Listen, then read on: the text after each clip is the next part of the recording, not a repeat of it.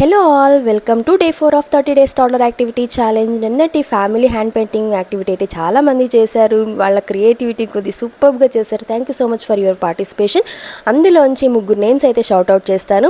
అశ్విని గారు, సాయి గారు, స్వాతి గారు, thank you so much for your participation. So ఇవాల్టి యాక్టివిటీ వచ్చేసి స్టెమ్ యాక్టివిటీ అండి, సైన్స్ బేస్డ్ యాక్టివిటీ. ఇది వచ్చేసి మ్యాజికల్ బ్లూమింగ్ ఫ్లవర్ యాక్టివిటీ. దీనికోసం ఏ పేపర్ ఉన్నా పర్లేదు, మీ దగ్గర వైట్ పేపర్ ఉండి కొద్దిగా 3 to 4 years పిల్లలు ఉన్నారు, కలర్ చేస్తారు అంటే ఓకే, వాళ్ళతో కలర్ చేయండి.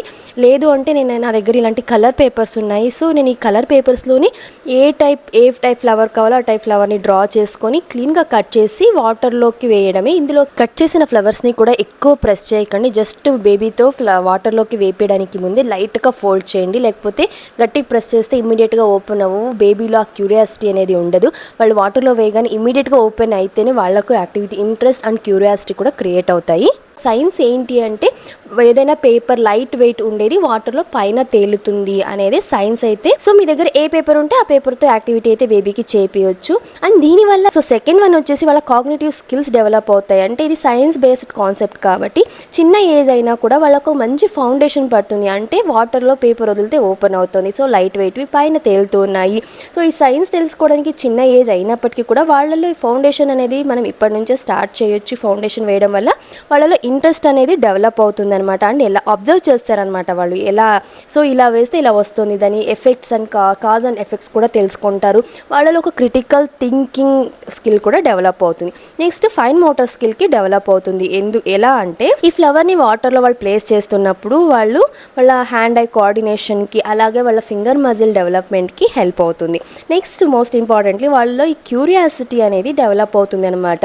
అలా మనం పేపర్ని అలా వాటర్లో పెడుతున్నప్పుడు ఓపెన్ అవుతుంది కదా, సో వాళ్ళలో ఉండే ఆ క్యూరియస్నెస్ అనేది డెవలప్ అవుతుంది. అండ్ సెన్సెస్ అనమాట, వండర్, వావ్ అనడము, ఆ సర్ప్రైజింగ్ అని, ఈ సెన్సెస్ కూడా డెవలప్ అవుతాయి వాళ్ళకి. సో ఈ క్యూరియాసిటీ ఇలాంటి చిన్న చిన్న యాక్టివిటీస్ ద్వారా బేబీలో ఉండే ఇలాంటి కొన్ని సెన్సెస్ని కూడా డెవలప్ చేయొచ్చు.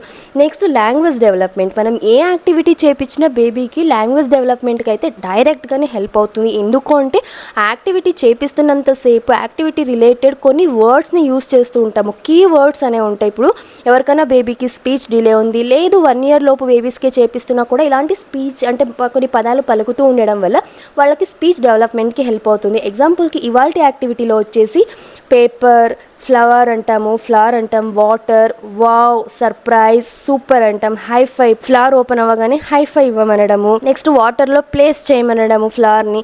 సో ఇక్కడ మల్టిపుల్గా కొన్ని పదాలని మనం పలుకుతూనే ఉంటాం అనమాట. సో బేబీ ఆ పదాలని ఈజీగా గ్రాస్ప్ చేయగలుగుతారు.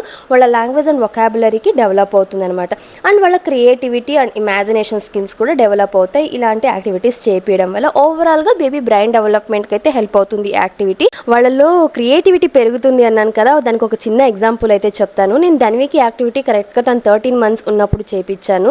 సో 13 months బేబీకి ఇది ఏం అర్థమవుతుంది కదా అనుకోవచ్చు మీరు. బట్ తనకి యాక్టివిటీ ఫస్ట్ టైం నేను చేపించిన తర్వాత తనకి అప్పటి నుంచి ఇప్పటి వరకు కూడా ఏ చిన్న పేపర్ ముక్క తన కింద కనిపించినా కూడా దాన్ని రౌండ్గా చుట్టేసి ఇమీడియట్గా తను ఏదో ఒక బౌల్ తీసుకొస్తుంది కిచెన్లోంచి, అండ్ చిన్న ట్యాప్లోంచి కొంచెం వాటర్ తీసుకొచ్చి వాటర్లో ప్లేస్ చేయి. తను ఈ కీవర్డ్స్ని అయితే పర్టికులర్గా యూస్ చేస్తుంది. Wow, it's blooming, it's opening.